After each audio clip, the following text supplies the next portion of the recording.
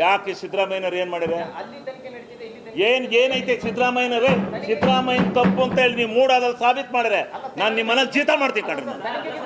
ನಮ್ಮನೆ ಏನ್ ತನಿಖೆ ರೀ ಅದು? ತನಿಖೆ ಅದು ಏನಿದೆ ಮೂಡಾದಲ್ಲಿ ಅವ್ರದ್ದು ಒಂದು ಸೈನ್ ಇದೆಯಾ? ಒಂದು ರೆಕಮೆಂಡೇಶನ್ ಇದೆಯಾ?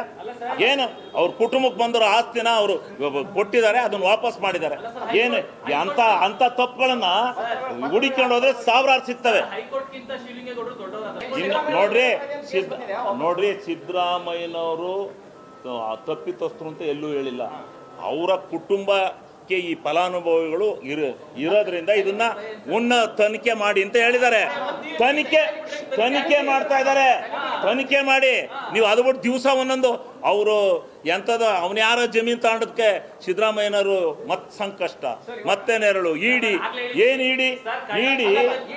ಏನು ದೇಶದಲ್ಲಿ ಇಡಿ ನಾವು ಕೊಡ್ತೀವಿ ಯೋಸ್ ಹಿಡಿತಾರಂತ ಇಡಿಯರು